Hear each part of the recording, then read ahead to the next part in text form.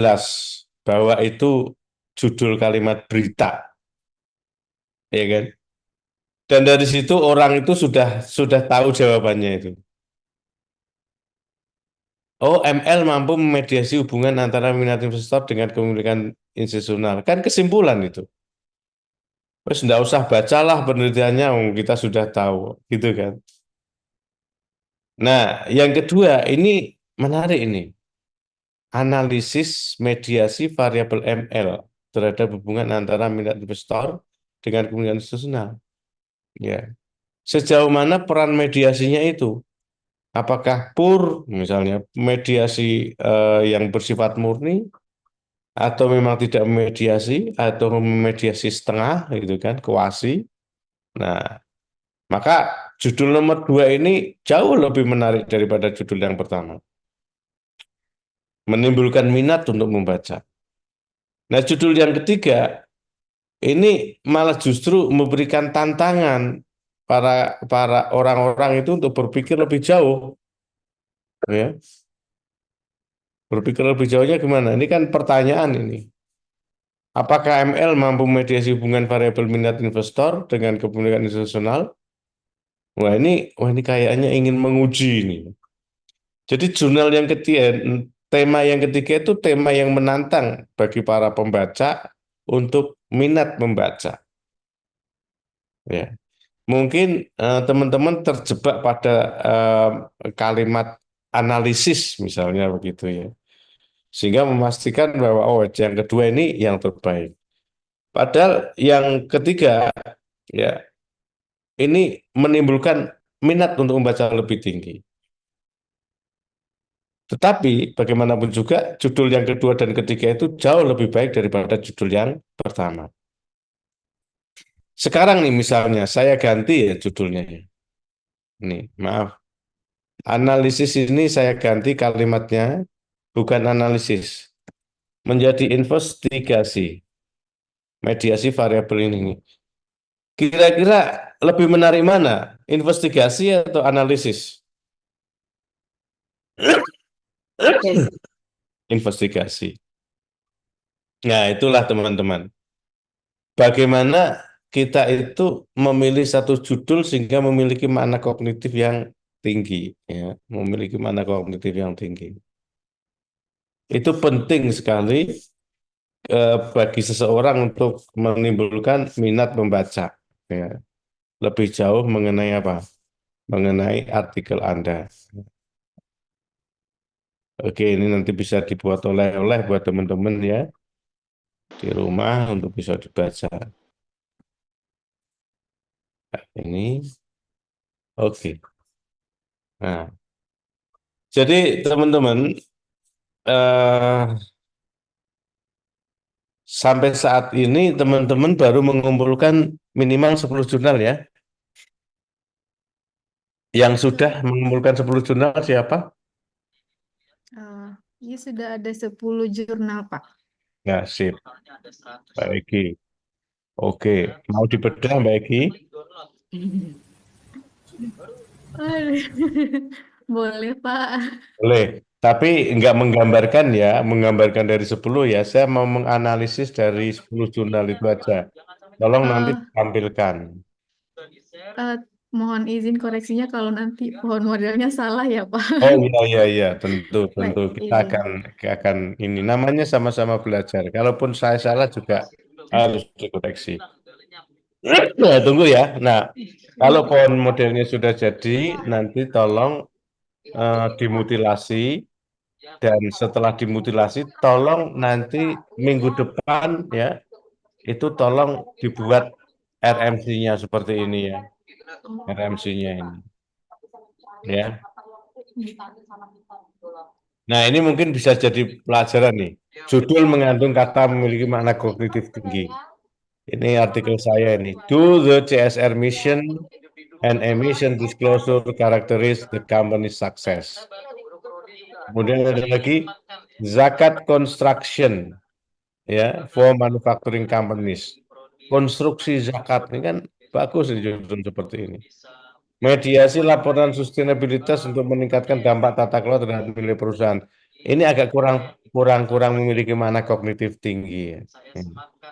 Nah, judul itu setidaknya selain mengandung makna kognitif tinggi, sebaiknya mengandung ungkapan tujuan, metode, dan signifikansi tesis Anda. Coba ungkapan tujuannya mana ini? Zakat construction for manufacturing companies, accounting and Sharia perspective. Tujuannya adalah yang mana? Tujuannya adalah zakat construction itu, ya kan? Metodenya apa? Accounting and Syariah perspective. Kita melihat dari kacamata accounting dan syariah perspektif. Ya. Nah, signifikansinya apa? Signifikansinya bahwa konstruksi zakat ini ya dirancang untuk manufacturing companies. Itu signifikansinya. Contoh lagi, mediasi laporan sustainabilitas untuk meningkatkan dampak tata kelola terhadap nilai perusahaan.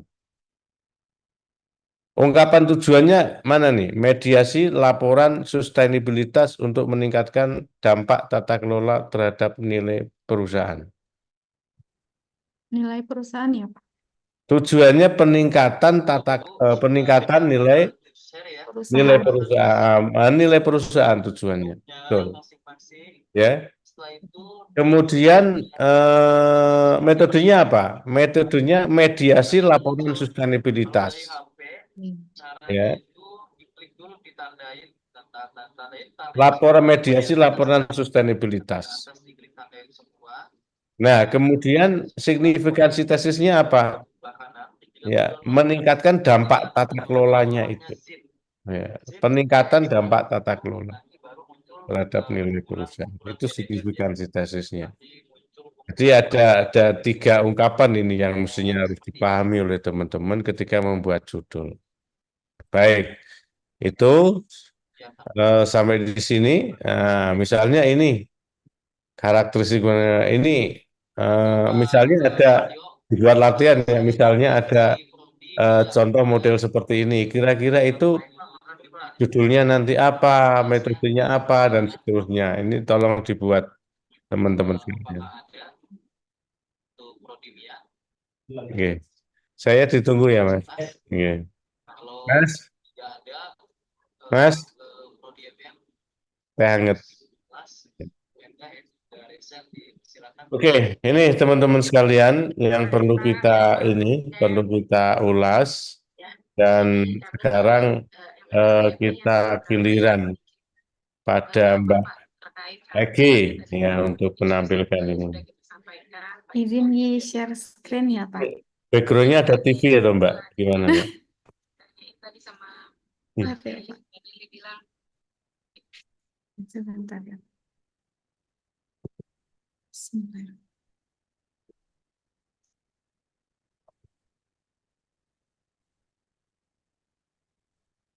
Yang di-share kelihatan nggak ya, teman-teman?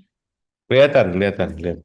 Izin Bapak, jadi ini ada 10 jurnal ya Pak, 10 jurnal. Jadi berfokusnya itu ke financial reporting quality untuk dependennya Pak. Jadi semua jurnal yang ditampilkan itu, yang dimasukkan itu adalah yang dependennya adalah financial reporting quality Pak. Nah, jadi untuk jurnal yang pertama itu, jurnal yang pertama itu judulnya adalah Corporate Governance, Internal Audit Quality, and Financial Reporting Quality of Financial Institution. Jadi kalau dari dia tujuan penelitiannya itu dia di lembaga keuangan di Uganda dia Pak untuk Financial Reporting Quality-nya. Nah, di sini dia ada hipotesnya H1-nya positif, H2-nya juga positif. untuk hipotesisnya.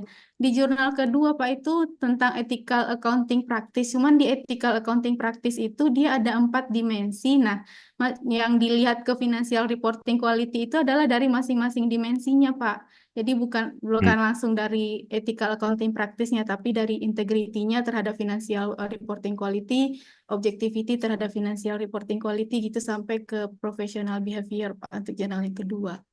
Oke.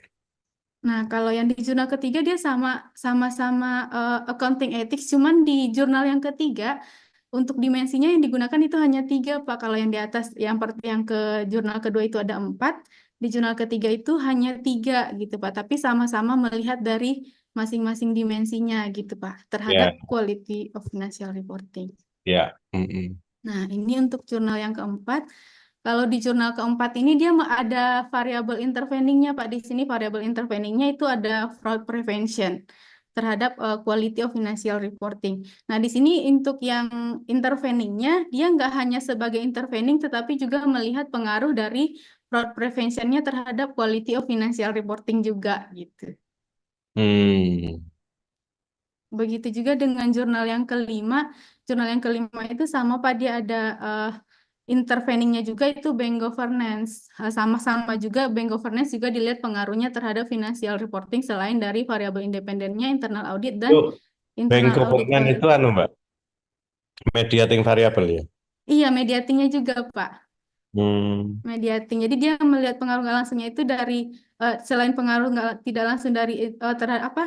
Apakah bank governance ini memediasi antara internal audit dan financial reporting? Begitu juga dengan bank governance ini memediasi internal audit quality terhadap financial reporting gitu Pak. Tapi dia juga melihat pengaruh pengaruh secara langsung dari bank governance terhadap financial reporting quality gitu Pak. Kalau mediating itu mestinya anak panahnya ya dari internal audit dan internal audit quality. Bedanya apa ini internal audit dan internal audit quality? Pak ini belum baca detail secara detail yang apakah dimensi antara internal audit dengan internal audit quality itu secara detailnya Pak. Tapi kalau dari sebentar dari tujuannya itu dia hubungan antara audit internal kualitas audit internalnya Pak. Kalau yang untuk internal audit quality-nya lebih ke kualitas audit internalnya. Ya, coba nanti dicek lagi ya. Iya, baik Pak. Dan kalau memang bank governance itu menjadi mediating variable, anak panahnya itu dari internal audit quality dan internal audit menuju bank governance. Oh, Sama langsung seperti yang atasnya itu. yang H1-nya ya Pak. Yang H berapa itu? H4 dan H5 itu ya. Hmm, iya. Ini Ya, kebetulan memang di H1, H2 sudah betul itu. iya Pak. Iya, baik Pak. Ini Kalau gambarnya seperti ini, maka bank governance itu menjadi variabel moderating. oh gitu. Coba dicek di apa PPT saya yang kedua itu. Variabel moderating itu arah panahnya dari apa? Dari variabel tersebut menuju tengah-tengah anak panah antara variabel satu dengan variabel yang lain. Ya, Ya, mohon maaf Bapak. Iya, ternyata memang moderating the moderating role corporate ah, oke. governance Ya, association internal oke. audit. Benar Pak, benar. Mohon maaf ya Pak. Benar, Ya. moderating bukan intervening. Next. Yang ke kalau yang keenam itu eh impact of tax of enforcement dan independent audit on financial reporting quality Pak. Jadi Wah, ini ini modelnya ini RWT ini. ini modelnya kalau yang untuk rerangkanya ini memang sudah ada di jurnalnya memang Pak. Ya. Jadi di Mm-mm. setiap jurnalnya udah ada rerangkanya Kalau gitu. ini berarti internal control effectiveness itu bisa menjadi mediating variable juga sekaligus menjadi moderating variable. Oh, langsung dua-dua berarti. Iya itu kan anak panahnya tuh H4 H5 itu sama itu kan menunjukkan bahwa sama H1 itu ya itu kan menunjukkan bahwa dia itu sebagai mediating variable. Hmm. Tapi Oh, H6 dan H7 itu kan sebagai moderating variable. moderatingnya. Oh ya, sama dengan yang di atas tadi ya Pak, sama dengan Ya, yang kelima. betul. Ya, baik. Oke. Ini yang ketujuh. Nah, kalau yang ketujuh, semoga ini nggak salah, Pak. Ini transparency and disclosure-nya ini sebagai moderatingnya, Pak. Benar ya, Pak? Cuman di jurnalnya itu memang eh, garis panahnya ini putus-putus. Nah, itu yang bikin apakah memang benar untuk moderating itu garis panahnya ketika di rangka itu eh, putus-putus atau seperti biasa gitu, Pak. Itu yang masih ragu nih, Pak. Enggak, itu cara saja orang itu begini. Mediating itu ada dua, moderating ya, ada dua jenis. Yang pertama adalah moderating yang bersifat kuasi. Mas. Ya, itu tolong minta tolong. Nanti saya gambarkan ya, saya jelaskan mengenai moderating kuasi ya. Yang kedua itu pure moderating. Jadi gini, misalnya ya, variabel Y dipengaruhi oleh X. Tapi hubungan antara Y dan X itu dipengaruhi oleh Z. Gitu ya. Kan moderating itu. Z memoderasi hubungan antara X dan Y. Nah, Z itu kalau dia itu bisa berpengaruh terhadap Y, maka itu namanya quasi moderating. Tapi kalau Z tidak bisa berpengaruh terhadap Y, dia pengaruhnya hanya pada hubungan antar dua variabel, maka itu namanya pure moderating. Ya, nanti saya gambarkan setelah Anda paparan ini. Nah, peneliti kadang itu menggambarkan quasi moderating itu dengan titik-titik, tapi Hmm. menggambarkan pure moderating dengan Garis garis lurus. lurus. Nah, apakah itu diperkenankan? Ya boleh-boleh saja, asalkan kan punya alasan. Tapi kalaupun toh mau digambarkan dengan garis tanpa titik-titik, tanpa adanya jeda-jeda itu ya, garis bukan garis putus-putus, itu boleh saja, asalkan nanti juga disampaikan bahwa sebenarnya maksudnya ini adalah pure mediating atau quasi media, Quasi moderating atau moderating. ya itu. Oke, next yang 8. Pak. Yang kedelapan, nah ini kalau di sini family ownership-nya ini memang sebagai moderating, Pak. Jadi dia juga sebagai apa? Nah, Ah, ini namanya mm-mm. namanya quasi moderating, Mbak. Oh, quasi moderating. Jadi dia itu bisa berpengaruh terhadap hubungan antara internal control dan financial reporting. Reporting, Dia bisa juga berpengaruh terhadap financial reporting. Namanya quasi. was. Cara Oh, menggambarkannya seperti ini atau dengan titik-titik juga boleh. mm. Oke, next. Yang kesembilan, yang ini ada pengendalian internal dan Hmm, komitmen organisasi terhadap kualitas pelaporan keuangan. Biasanya Oke, hanya dua, Pak. Yang ke-10 juga sama. Internal control implementation, organizational culture terhadap financial reporting quality. ya model gabungannya. Nah, ini model gabungannya nggak tahu apa. Nah, Pak bikinnya seperti ini. Jadi semua X-nya itu digabungin jadi satu gitu, Pak. Mm-mm. Yang apa dependennya financial reporting satu. Nah, yang ini yang tiga di tengah ini adalah intervening dan yang di bawah itu moderating gitu, Pak. Jadi nanti panah-panahnya disesuaikan Ya, dengan ya, yang tadi. ya, Apakah sip. benar seperti ini atau Ya, saya sepintas melihatnya benar. Ya, sepintas? tapi kalau untuk ngecek satu persatu harus bolak-balik. Tapi saya sepintas gambarnya benar. Saya cek di gambar yang terakhir paling bawah itu, ya kan? Iya, Pak. Family Yang ownership family itu bisa ownership, iya, yang berpengaruh tadi ya, Pak. sebagai mediating, juga bisa sebagai eh, Eh, for mediating. Ya. iya. Nah, Oke, tinggal Mbak Egi maunya kemana? Nah, nah, tinggal mutilasi aja. motivasinya Nah, itu Pak kan kalau yang di contoh yang Bapak kasih tadi kan nggak perhatikan yang garis merah sama biru ya Pak. Jadi tadi tuh mencoba memutilasinya seperti ini, apakah kira-kira boleh atau harus memang ada garisnya itu ya, Pak? Boleh begini.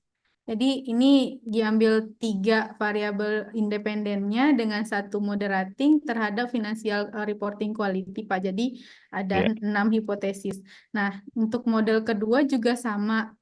Model kedua juga sama, ada tiga variabel independen terhadap financial reporting quality dengan fraud prevention sebagai moderasinya. Nah, niatnya itu Pak, ini mengangkat yang model 2 ini sebagai penelitian, sebagai tesisnya gitu Pak. Dengan judulnya itu pengaruh good corporate governance, accounting ethic, dan internal control effectiveness terhadap financial reporting quality dengan fraud prevention sebagai variabel moderating Pak. Good. Bapak, Bagus. untuk good corporate governance, kalau misalkan yang digunakan itu adalah Islamic corporate governance, boleh, Pak? Boleh. Anggap saja itu sebagai sebuah kebaruan. Berarti boleh diganti good Iya corporate kan? governance sebagai Jurnal Islamic. yang lain Iya, itu banyak bicara tentang itu. Iya. iya, Jadi kalau betul, saya Pak. melihat di sini ada kebaruannya itu adalah mengenai Islamic corporate. tadi Islamic corporate governance-nya yang Iya, betul. satu. Yang kedua, itu menghadirkan variabel moderating dalam model, ya kan? Fraud prevention digabung dengan GCGI, Accounting ICG. Ethics dan Internal Control, itu memoderasi terhadap apa Financial namanya reporting financial quality. reporting quality. Nah, kalau saya misalnya membuat judul, judul saya akan lebih menantang. Nah, investigasi moderasi variabel fraud prevention terhadap hubungan antara GCG Islami, accounting ethic, internal control terhadap financial reporting. Jadi, boleh, Pak, Atau nanti. ya, atau Oke. mampukah fraud prevention memoderasi hubungan antara GCGI, accounting ethic, dan internal control terhadap financial quality reporting. Wah, itu jadi wah, ini menarik ini. Oke, wes, ini Baik, Pak, sudah siap. saya nilai sudah 30% sendiri ini dari proposal. Alhamdulillah. Terima kasih, Pak. Gitu. Kalau sudah ada latar belakang itu sudah saya bilang itu 50% sendiri. Siap, Pak. Ya, nanti kalau bab 2 sudah 75%, bab 3 100%. Masya Allah. Ya, Siap, Bapak. Terima kasih, clear. Pak. Ya. Selamat, Mbak. Ini sudah Alhamdulillah. dapat judulnya. Nah, cuma sorry, tinggal nambahi hasanah referensinya. Tentunya Siap, Pak. yang namanya tesis itu enggak cukup, cuman 10 jurnal. Ya, baik, Pak. Banyak-banyaknya lah. Kalau saya dulu tesis saya itu eh, kurang lebih 100 jurnal. Masya Allah. Ya, kalau disertasi saya kurang lebih 290 jurnal. Masya Allah. Dari 1.000 jurnal yang saya baca.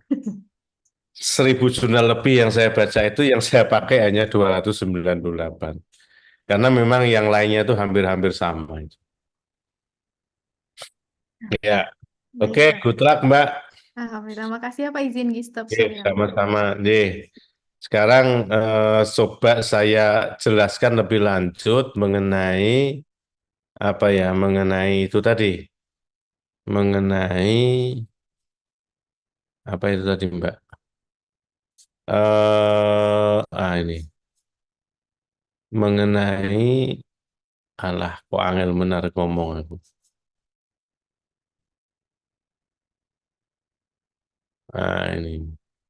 Ini aja deh. Mana nih? Ini deh. Ya,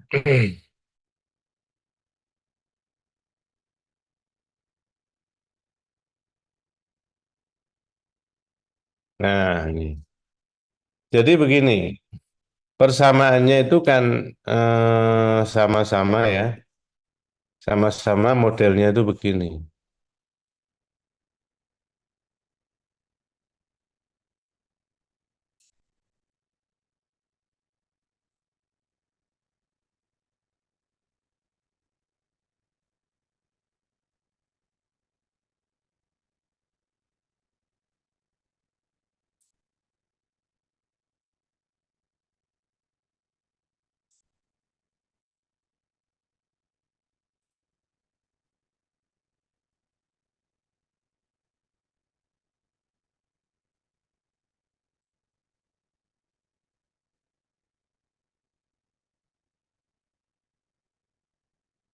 Ini sama-sama seperti ini ya. Ini Y, sorry, ini X, kemudian ini Y, X mempengaruhi Y, tapi hadir di sini adalah variabel M sebagai moderating. Ya, kalau misalnya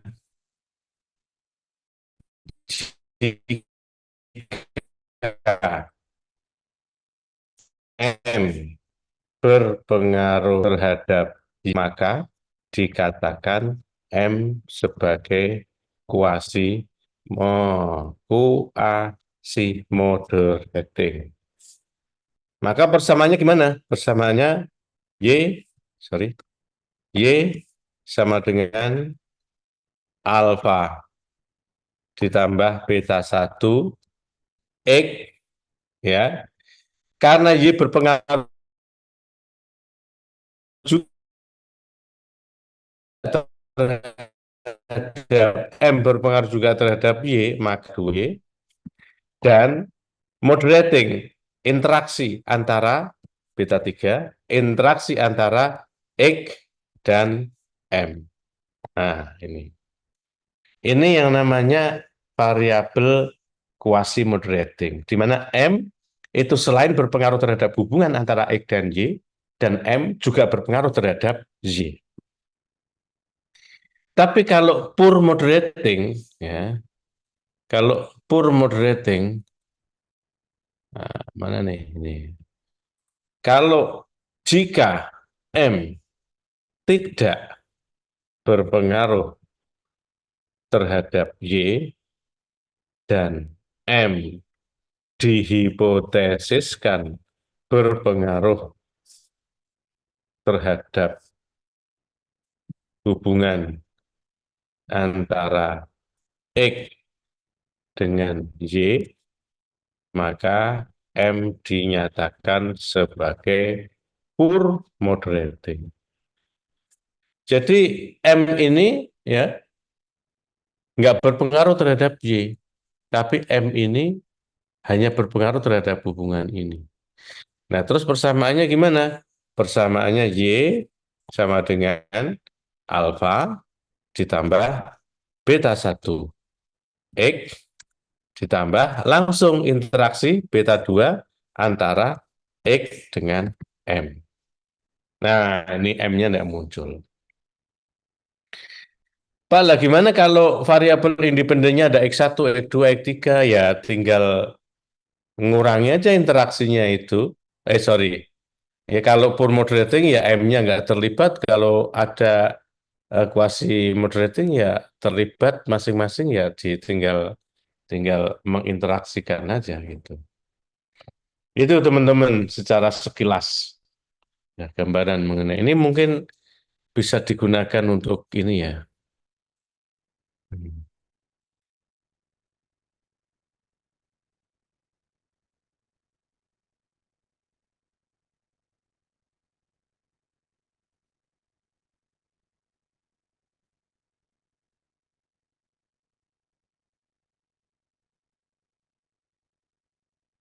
Ya, ini nanti saya tambahkan di dalam punya materi kita.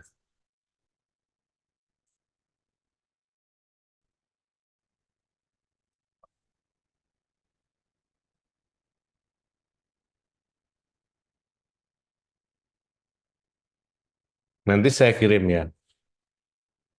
Nah, ini teman-teman. Nah, silakan kalau ada pertanyaan, tambah Izin satu bertanya lagi. Pak Jafar. Ya, Ya, silakan Mbak Juwita. ya Pak Ini, Jafar, saya kebetulan kan mahasiswa fast track Pak. Saat ini juga sedang mengerjakan skripsi Pak. Nah, waduh, ini kesempatan. Dosen pembimbingnya siapa? jadi dosen pembimbingnya Adil Pak. Jadi yang saya tanyakan masalah penelitian Pak kemarin pada saat ujian proposal itu, pada di skripsi saya itu masalah penelitian saya hanya menampilkan satu masalah gitu. Nah, dosen pengujinya kan yang dari UiTM kemarin itu Pak, itu kalau di skripsi itu diampuni Pak, tapi tidak untuk tesis. Nah, itu untuk Hmm. masalah penelitian itu sebenarnya harus berapa minimal Pak yang ditampilkan gitu. Terus yang kedua Pak, untuk masalah variabel moderasi ini apakah sesuatu hal yang wajib Pak di tesis Pak? Begitu Pak pertanyaan. Terima kasih Pak. Ya, sama-sama. Ada salah seorang dosen dari universitas negeri, sebentar, itu punya mahasiswa. Sampai saat ini mahasiswanya itu sudah semester, ya semester ke-8 kalau nggak salah. Bimbingan itu proposal nggak jadi-jadi. Dan ketika pertengahan bimbingan itu menemukan judul, kemudian dibaca kata dosen yang bersangkutan. Itu begini.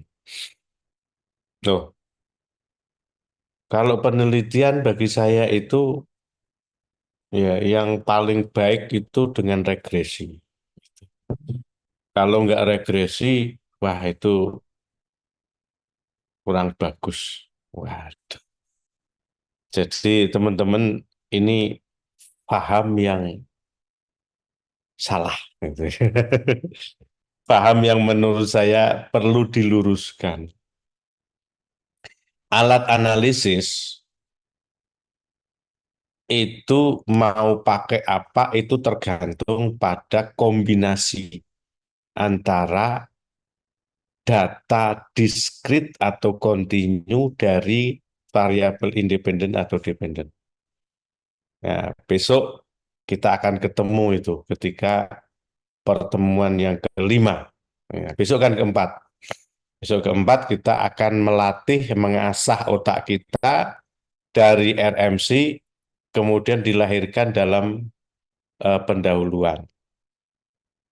Nanti pertemuan kelima kita akan membaca ya teknik analisis itu. Jadi itu kombinasi variabel dependennya apa, apakah kontinu, artinya kontinu itu eh, parametrik, ataukah discontinue atau diskrit atau non parametrik. Variabel independennya apa? Variabel dependennya apa? Itu kombinasi itu menghasilkan alat analisis yang berbeda-beda, kalau tidak salah 8. Kalau misalnya variabel independennya itu kontinu, misalnya IPK, variabel dependennya itu adalah diskrit, misalnya kelas akuntansi dan kelas manajemen. Anda menganalisis, ya, maka alat analisis yang harus digunakan adalah uji beda atau ANOVA. Nggak harus regresi, ya, wong kombinasinya data seperti itu. Maka alat analisis yang digunakan adalah ANOVA, cukup uji beda. Untuk menguji apakah IPK mahasiswa manajemen dan mahasiswa akuntansi itu berbeda atau lebih tinggi mahasiswa akuntansi, misalnya seperti itu. Ya, itu harus menggunakan ANOVA, tidak harus regresi. Ya. Terus, misalnya lagi nih, ada variabel X1, X2, X3 sebagai variabel independen. Dia itu bersifat sebagai data kontinu. Sementara variabel Y-nya itu misalnya nilai perusahaan kontinu juga, maka harus menggunakan regresi karena kombinasi kontinu dan kontinu itu regresi. Tapi kalau variabel Y-nya itu diskrit, misalnya ya nilai perusahaan yang baik dan nilai perusahaan yang buruk hanya dua datanya, kan diskrit itu. Maka Anda harus menggunakan diskriminan analisis. Salah total kalau Anda menggunakan logistik regression. Jadi pertanyaannya, apakah harus menggunakan moderating variable? Ya tidak harus. Tergantung pada kalau ini soal moderating, soal mediating, soal direct indirect itu tergantung kepada konsep teori yang dihadirkan. Satu. Yang kedua, tergantung kepada tujuan kita maunya itu mengungkap problematika apa. Contoh nih, contoh ya.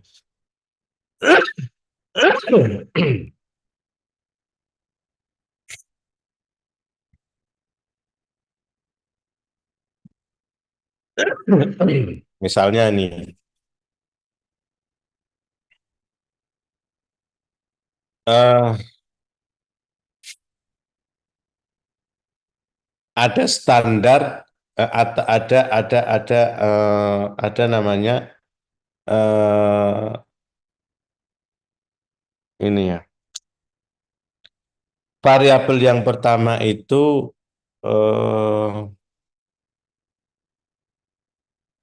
sebentar.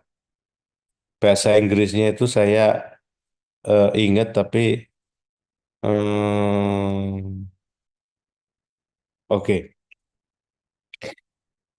Dorongan manajemen laba itu variabel pertama. Yang kedua, dorongan manajemen lingkungan itu variabel pertama. Yang variabel kedua adalah manajemen lingkungan proaktif. Ya, variabel yang ketiga adalah nilai perusahaan, gitu ya, nilai perusahaan. Nah, sekarang ada pengaruh dorongan manajemen lingkungan terhadap nilai perusahaan. Itu yang hubungan direknya ya. Nah, manajemen proaktifnya gimana? Manajemen proaktifnya kalau secara teori itu kita itu hanya ingin memberikan sebuah kebijakan yang tidak mengikat, maka manajemen proaktif itu ditempatkan sebagai variabel moderating karena dia sebagai pendorong saja.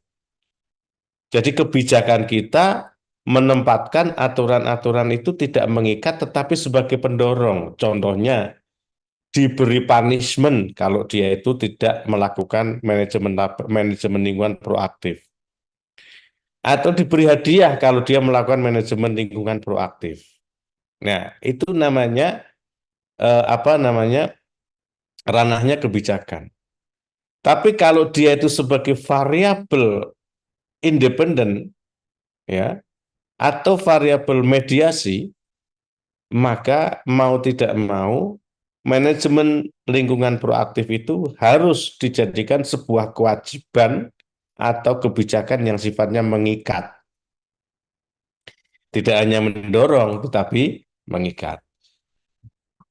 Contoh sederhana lagi, perusahaan punya target, ya kan? Sementara, ya, sementara apa? Karyawan itu perusahaan punya target dan punya apa yang namanya partisipasi anggaran. Jadi dengan partisipasi anggaran diharapkan perusahaan itu mencapai target. Pengaruh partisipasi anggaran terhadap target. SDM hadir di sini. Kemampuan akuntan atau manajer di dalam menerjemahkan anggaran itu. Kalau kemampuan manajer itu hadir sebagai variabel moderating, maka perusahaan cukup memberikan dorongan agar manajer itu mampu membaca anggaran dengan baik. Tetapi kalau perusahaan itu maunya itu wajib, ya, maka kemampuan membaca anggaran itu harus ditempatkan sebagai variabel independen atau sebagai variabel mediating. Jadi dengan demikian, penelitian itu apakah harus dengan menggunakan variabel moderating? Enggak juga. Tergantung konsepnya dan kajian teorinya yang dikehendaki kemana. Itu ya pertanyaan itu. Terus apakah pertanyaan itu minimal ada berapa sih? Kalau saya tidak membatasi, ya. Cuman semakin banyak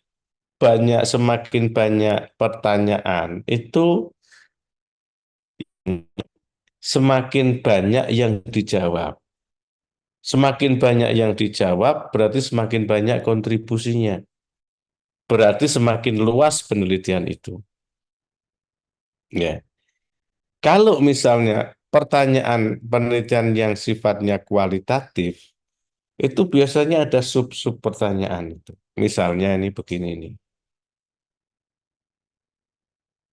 Eh, investigasi penerapan akuntansi lingkungan.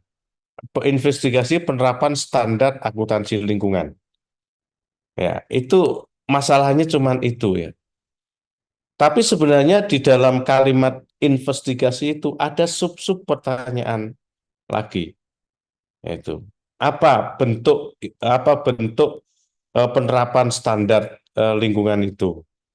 Terus mengapa perlu dilakukan standar penerapan lingkungan? Bagaimana penerapan standar akuntansi lingkungan? Jadi satu pertanyaan, tapi sebenarnya di dalamnya mengandung banyak sub-sub pertanyaan. Oleh karena itu, kalau memang ada sub-sub pertanyaan, ungkapkan saja di situ. Oke.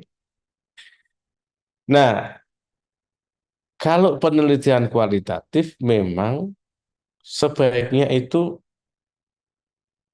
hal yang paling detail juga diungkapkan di dalam permasalahannya. Kalau kuantitatif gimana? Kalau kuantitatif seperti tadi, semakin banyak masalah, rumusan masalah, semakin banyak yang dijawab. Semakin banyak yang dijawab, semakin banyak pengetahuan yang kita peroleh. Semakin banyak pengetahuan yang kita peroleh, semakin luas pula kemanfaatan dari hasil penelitian itu. Apakah harus lebih dari satu? Saya bilang tidak harus. Satu pertanyaan pun asalkan mendalam is okay. Satu pertanyaan pun asalkan itu sangat bermanfaat untuk dunia pengetahuan dan kehidupan manusia pada akhirnya is okay. Itu ya, itu jawaban saya. Ya, kemarin ikut ujian yang dari ITM itu ya berarti ya. Iya, Pak, betul. Ya, Saya agak kurang puas sama skripsi saya, Pak. wah harus begitu. Jadi kan saya kan pakai data primer, Pak. Nah, Ya. dari data primer itu teman-teman kebetulan responden menjawabnya dengan objektif bagus. Harusnya saya itu menambahkan satu variabel moderasi gitu, Pak. Jadi Hmm. saya meneliti tentang pengalaman, eh, kompetensi dan religiusitas pemeriksa pajak terhadap kualitas pemeriksaan pajak, Pak. Dengan responden itu fungsional pemeriksa. Nah, jawabannya itu harusnya secara logika kan berpengaruh positif ya, Pak, secara logika ya. Tapi Hmm. jawaban teman-teman itu enggak, Pak. Jatuhnya enggak. Kenapa kok enggak berpengaruh? Karena mereka Apanya jawabannya yang nggak berpengaruh tadi variabel independennya apa?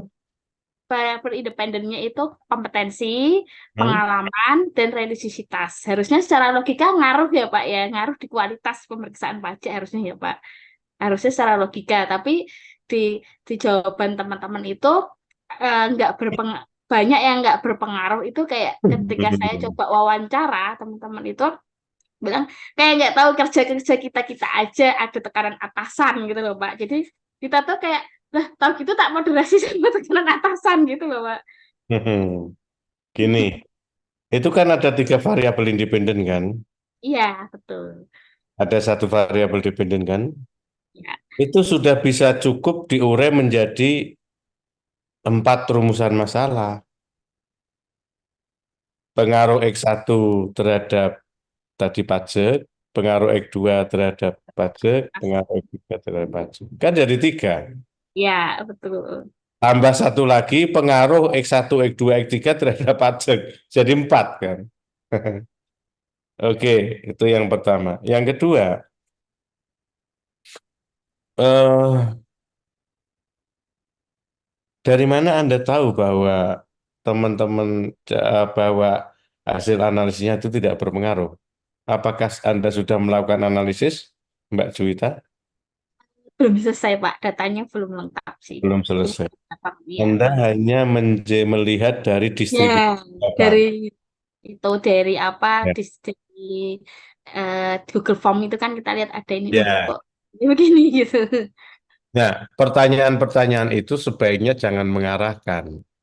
Apakah Hmm, ini berpengaruh terhadap itu? Itu pertanyaan yang mengarahkan. Maka pertanyaan itu merupakan pertanyaan dasar. Nah, diambil dari mana? Dari indikator-indikator dari masing-masing ya, betul. dimensi dari variabel itu. Ketemu ya? Ya, Yang kedua, kalau distribusinya misalnya jawabannya itu rata-rata 1, 2, 1, 2, kemudian jangan disimpulkan bahwa kemudian itu, wah ini jelek ini katanya. Atau ini, oh tidak memberi dampak nih. Jangan seperti itu. Karena yang namanya regresi itu sebenarnya kombinasi antara variabel independen dan dependen. Ya. Jadi kita di dalam statistik itu tidak bisa mengatakan bahwa 8,5 itu berbeda dengan 8. Ya. Di dalam statistik kita hanya bisa mengatakan 8,5 itu belum tentu berbeda dengan 8. Ya. Kalau aljabar 8,5 ya pasti berbedalah dengan 8. Tapi kalau dengan dalam statistik belum tentu karena 8 dengan 8,5 itu bisa jadi berbeda tetapi tidak signifikan. Artinya apa? Ya nggak ada pengaruhnya itu, dianggap sama. Ya. Tapi kalau signifikan perbedaannya, nah itu baru dikatakan berbeda. Jadi di dalam statistik itu 8 dan 8,5 belum tentu berbeda. So, no worry. Ya. Kalau hasilnya ternyata tidak sesuai teori gimana, Pak? Saya bilang teman-teman, tolong deh teman-teman, terutama teman-teman yang kuantitatif itu ya. Saya sering diskusi sama teman-teman dosen. Tolong deh teman-teman yang kuantitatif itu, jangan memperkosa pengetahuan. Ya. Jangan memperkosa pengetahuan. Loh, kok memperkosa pengetahuan gimana? Pak, teorinya itu X1 berpengaruh positif terhadap Y. Nah, hasil saya kok negatif. Terus, ya ini datanya mau saya ubah, Pak. Gitu kan. Itu namanya memperkosa pengetahuan. Saya mau nyari data lagi, Pak, supaya hasilnya positif. Itu namanya memperkosa pengetahuan. Kalau menurut hipotesis X1 berpengaruh positif terhadap Y, ternyata hasil Anda X1 itu berpengaruh negatif terhadap Y, maka hadirkan alasan mengapa X1 berpengaruh negatif terhadap Y. Itulah sumbangsih pemikiran Anda. Meskipun berbeda dari hipotesis, tetapi Anda bisa mengemukakan alasannya, bisa jadi itu adalah teori alternatif yang kesekian. Kalau misalnya hasilnya tidak berpengaruh, Pak, ya kan berbeda juga dengan hipotesisnya kan. Hipotesisnya berpengaruh positif, ternyata hasilnya tidak berpengaruh. Ya, sampaikan apa adanya hasil penelitian Anda, nyatakan alasannya. Nah, nyatakan juga mana yang mendukung penelitian Anda itu mendukung penelitiannya siapa, yang sama dengan penelitian Anda, yang sama-sama hasilnya tidak berpengaruh, dan mana penelitian-penelitian itu yang bertolak belakang dengan penelitian Anda. Itu. Artinya yang sama dengan hipotesis. Hadirkan itu. Anda harus berani berada di dalam hasanah, dalam kancah yang berbeda di dalam hasil-hasil riset. Asalkan Anda kemukakan alasannya. Itu yang terpenting. Ada satu cerita menarik, Mbak. Ini sedikit saya cerita ya. Konon di zaman dulu kala itu ada seorang majusi. Majusi itu menyembah api ya. Nah, dia sudah tua. Baru dia itu mulai menyadari, ini aneh ya. Api panas kok saya sembah. Saya dekati juga membakar, kok saya sembah. Dia itu meyakini ada Tuhan yang benar nih, yang benar-benar Tuhan selain api. Akhirnya dia berpesan pada anaknya, Le, aku engko nak mate, tulung jasadku obongen, terus engko abune sebar-sebar noning laut, sebar-sebar noning gunung, sebar-sebar noning alas, gitu kan? Wah, bener nih. Anaknya mengikuti wasiat bapaknya. Bapaknya meninggal, dibakar apa dikremasi tubuhnya, abunya diambil, disebarin di lautan, di pegunungan dan di hutan-hutan. Konon ceritanya, ketika si orang ini dibangkitkan, ditanya di dalamku, kamu tuh kok punya?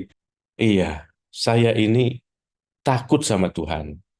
Saya meyakini bahwa ada Tuhan yang benar, ya, bukan api Tuhan itu. Makanya saya takut. Nah, supaya saya tidak ditemukan Tuhan, gitu kan, maka saya meminta anak saya menyebarkan abu-abu apa jasad saya itu ke lautan, ke hutan dan kemana-mana. Apa kata Tuhan? Oh ya, kamu punya alasan, ya, oke lah, saya maafkan kamu. Udah, kamu masuk surga saja, gitu loh. Jadi yang terpenting itu alasan, yang terpenting itu alasan. Ya. Kalau nggak ada alasan, wah bisa berabe. Wong kadang-kadang ada alasan aja berantem kok. Ya. Kenapa kamu nikah lagi? Ya, saya ingin punya anak-anak yang banyak, misalnya begitu. Kan punya alasan berantem, kok, Mbak. Apalagi yang nggak punya alasan itu contoh. Itu. Mesti kalau bicara soal apa Mas Nawatullah Sawaruba ini saya dipelototi sama mahasiswi. Ya, ya oke gitu Mbak Juwita. Ya, selamat deh Anda telah menerima tantangan dengan baik. Lanjutkan menurut saya. Nah, nanti kalau menurut saya sebaiknya tesisnya itu bersinggungan dengan skripsinya Mbak. Ya, metodologinya mungkin yang diubah, kemudian sampelnya itu diperbanyak misalnya dari berbagai industri, jangan hanya satu industri, atau perbandingan antar negara Malaysia dengan ini. Pak, data primer Pak, nenggon Bali toh, gitu kan. Bali kan banyak turis, tanya, where are you from? Prancis, oh please, ya, fill this questionnaire, diisi dari Prancis. Where you from? Oh, Ana minal Arabi gitu. Oh, orang Arab. Saudari kuesioner. Karena ada punya banyak kuesioner itu nanti dari berbagai negara. Itu tantangan. Tapi kalau Anda ingin sesuatu yang baru di dalam tesis ini, ya terserah, nggak apa-apa. Tapi magister akuntansi tidak membatasi kalau Anda mau mengeksplorasi skripsi Anda menjadi tesis, boleh-boleh aja. Ya, any question? Tercerahkan. Y.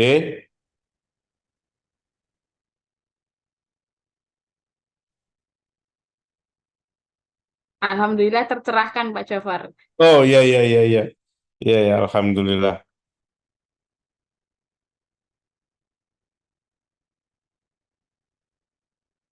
Ada yang lain? Silakan.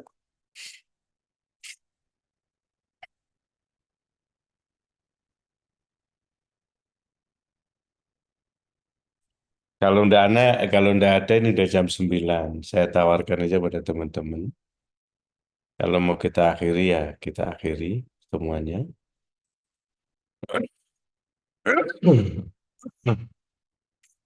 Saya izin foto ya.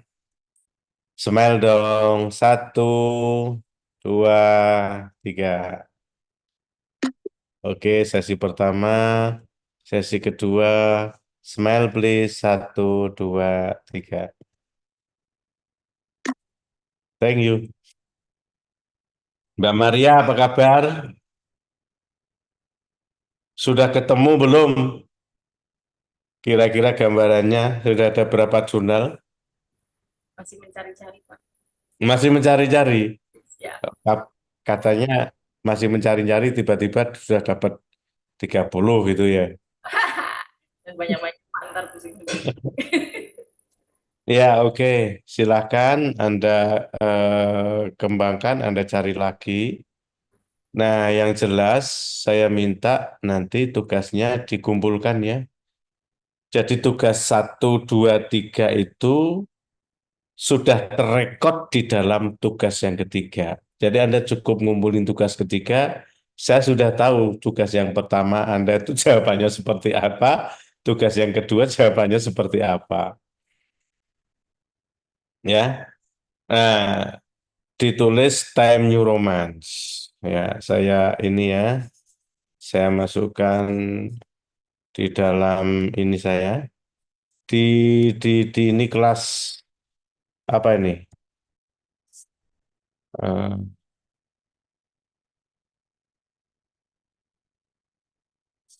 eh, Maksi ya, Maksi berapa Mbak? Lupa saya. Maksi 5, Bapak. Oh iya ya, Maksi 5.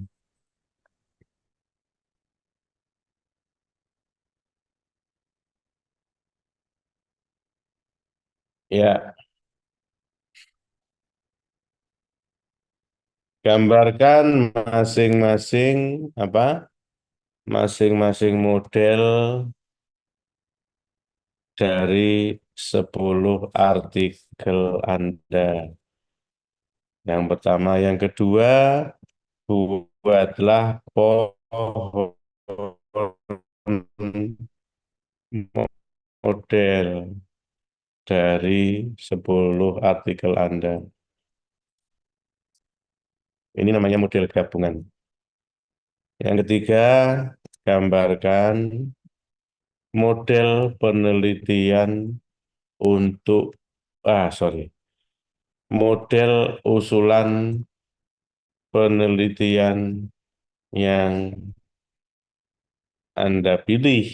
Ya, ini yang merupakan model proposal.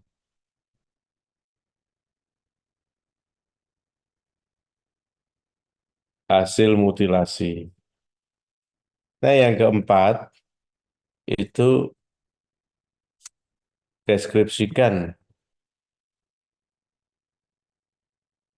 riset model Canva Anda.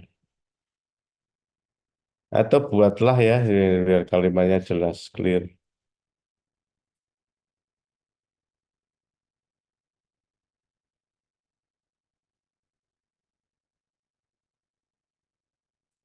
Ya, itu teman-teman sudah saya kirim di Maksi 5.